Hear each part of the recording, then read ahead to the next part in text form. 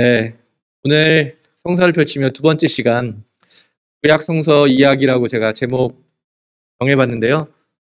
구약 성서에 대해서 좀 나눠보려고 합니다. 구약은 많이들 아시는 것처럼 총 39권의 책으로 이루어져 있는데요.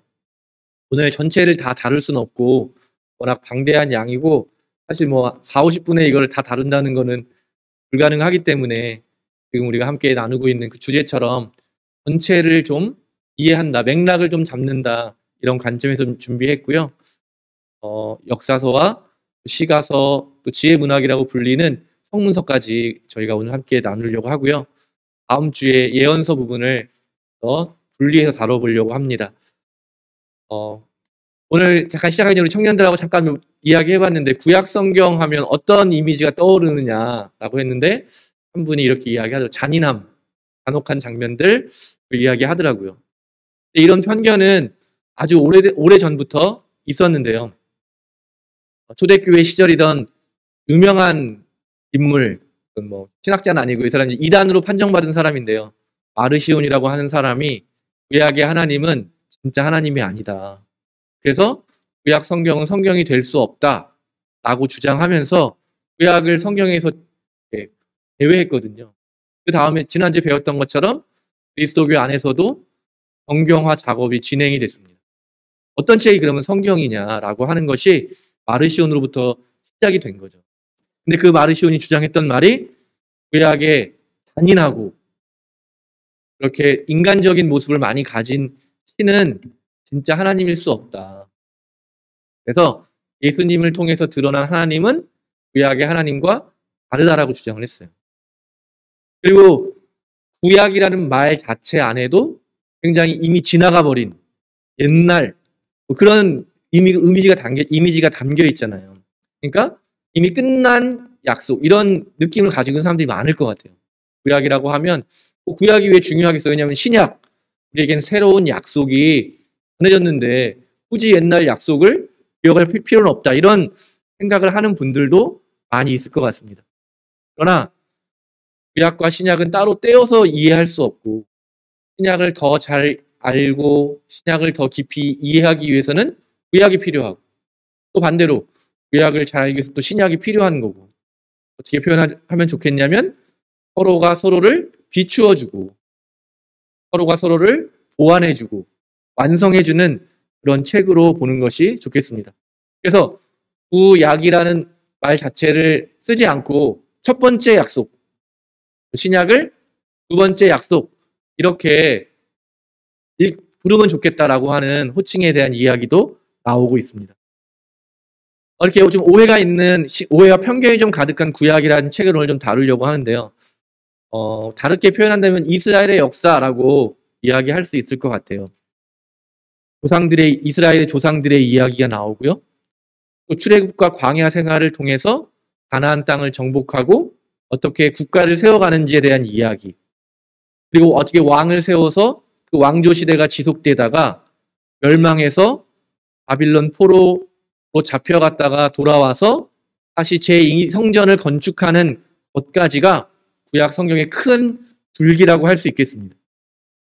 그런데 이 구약의 39권은 이 큰 줄기의 시간 순서대로 배열되어 있는 것이 아니라 지난주 우리 청년의 모임 때 누가 질문을 해가지고 그렇게 이야기해드렸는데요. 구약의 배열에는 원래 유대교가 가지고 있는 배열과 다르다.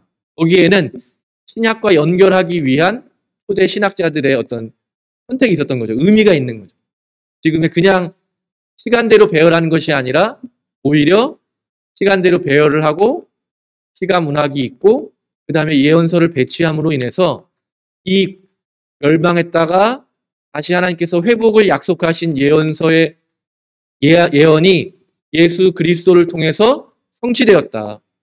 예수님과 그를 따르는 사도들에 의해서, 교회에 의해서 이 예언서의 회복의 약속이 성취되었다라고 하는 것이 초대 교회들의 고백이었고 또 믿음이었기 때문에 지금 우리가 가지고 있는 성서의 순서가 그렇게 배열이 됐습니다. 이렇게 긴 하나의 흐름이 있는데 이 흐름 중에서 두 가지가 아주 큰 기둥이 있거든요. 구약은 이 시간의 흐름 속에서 이스라엘이 어떻게 형성됐다가 멸망했다가 다시 돌아왔는지에 대한 이야기라면 거기에 큰 두 가지 기둥이 사건이 그걸 전체를 바치고 있는데요. 한 청년이 다윗을 좋아한다고 했는데 그래서 우리나라 사람들은 굉장히 왕조 시대 이야기를 중요하다고 생각을 할 수 있겠는데 사실은 왕조 시대 이야기보다 출애굽과 시내산 계약 이게 첫 번째 큰 기둥이고요. 두 번째가 바빌론 포로와 귀환이라고 하는 것이 또 중요한 기둥이라고 할 수 있겠습니다. 그러면 이 두 기둥이라고 하는 의미는 뭐냐면요. 첫 번째 기둥, 출애굽 사건과 시내산의 계약. 결국 우리는 어디서부터 시작했는가라는 질문에 대한 답변인 거죠. 우리가 어떻게 살아왔고, 우리는 어디로부터 왔는가 해서 그 이스라엘 민족이 시내산 계약을 맺고 이스라엘 민족이라는 자기 정체성을 갖게 된 후에 과거로 거슬러 올라가면서 우리는 그러면 어디서부터 라고 올라가다 보니까 아브라함까지 가게 되고요. 또 그 위로 원 역사라고 부르는 그 지점까지 올라가게 되고 그리고는 창조까지 시작부터 이제 인류의 시작부터 우리 민족이 어떻게 시작되었는지를 쭉 설명하는 첫 번째 기둥. 그러니까 이 출애굽 사건이라고 하는 것이 첫 번째 있는 이야기라면 하나님이 맺으신 그 약속들이 깨어지게 되는 거죠. 잘 살아야 되는데 멸망하고 마는 사건. 즉 바빌론이라고 하는 제국에 의해서 유다 왕국이 멸망을 당하고 많은 사람들이 바빌론으로 끌려가는 이 두 번째 사건. 이때 어떤 질문이 있었냐면 첫 번째 기둥의 질문은 우리는 어떤 민족인가? 어디로부터 왔는가라고 하는 질문이라면 두 번째 질문은 왜 우리는 실패했을까? 왜 우리는 멸망했을까라고 하는 질문입니다. 고대 시대의 신들은 대부분 한 국가의 신이거든요. 국가와 국가의 전쟁은 신과 신의 전쟁인데 그래서 전쟁에 진 국가의 신은 무능하게 되는 거죠. 더 유능한 신이 있는 거죠. 전쟁에서 이겼기 때문에. 그래서 고대에 수많은 신들이 있었는데 대부분 전쟁에서 진 신들은 사라져버리는 거예요. 역사에 사라지는 거예요. 대표적인 게 페르시아라고 하는 거대한 제국의 종교, 조로아스터교. 들어봤나요? 그런 종교가 아주 어마어마하게 그 사람들에게 많은 사람들이 믿었지만 그 제국이 멸망하면서 그 신도 사라져버리게 되었는데 이스라엘만큼은 국가가 멸망하고 하나님이 무능하다라고 하기 그 사람들 인식 속에 그렇잖아요. 이미 전쟁에 졌고 더 힘센 신이 있다라고 하는 생각 속에서도 하나님에 대한 신앙을 포기하지 않고 이렇게 물은 거죠. 다시 두 번째 질문. 왜 우리는 멸망했을까? 답변이 뭐겠어요? 하나님이 무능해서가 아니라 하나님과 우리가 맺었던 언약을 지키지 못했기 때문에 하나님이 우리를 심판하신 것이다. 그러니까 전체가 흐름이 그렇게 되는 거죠. 우리의 잘못 때문에, 우리의 허물 때문에 우리가 심판을 받고 멸망을 당한 것이다.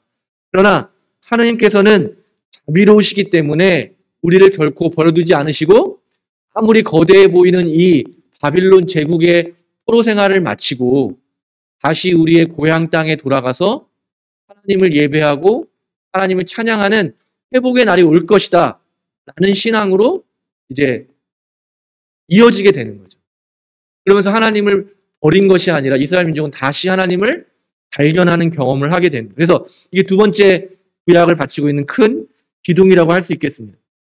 그래서 그 고레스 칙령이라는 말 들어보셨죠? 다 들어보셨잖아요. 고레스가 왕의 이름인데 요즘에는 키루스라고 하는 말이 더 이제 많이 쓰는 그런 왕의 이름인데 고레스가 이스라엘 민족을 다시 예루살렘으로 돌아가게 해주는 사람이라서 이 사람을 메시아라고 생각했어요.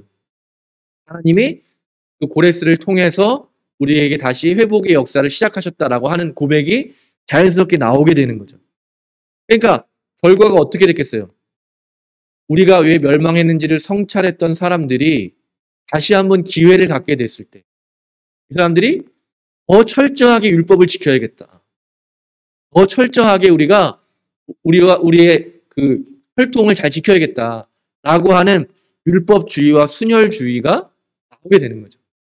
그러니까 뒷부분의 이야기에 나오는 그런 이야기들의 배경에는 이런 믿음의 역사들이 있다는 것입니다. 그래서 신약으로 오면 이런 사람들이 바리새파 사람들이죠. 율법을 중요하게 여기고 거룩함을 중요시 여기는 다른 민족이랑 다른 사람과 섞이지 않으려고 하는 사람들의 전통이 바로 이런 포로기 이후에 어떤 유대교의 중요한 흐름으로 자리 잡게 되었다라고 하는 것이 이해하면 되겠습니다. 제가 첫 번째 그 함께 나눌 주제인데요. 이해가 되시죠? 구약은 이스라엘이 어떻게 형성이 되었다가 멸망하고 다시 돌아오는가까지를 시간적으로 다루고 있는데 이 큰 흐름을 두 개의 기둥이 받치고 있다. 첫 번째는 출애굽과 시내산 계약이라고 하는 우리는 어떤 민족인가? 우리는 어디서 시작해서 어디로 가고 있는가라고 하는 질문에 대한 답변이 전반부에 있다면 후반부에는 우리는 왜 멸망했고 실패했는가에 대한 성찰과 답변이 뒷부분에 줄을 이루고 있다라고 할 수 있겠습니다.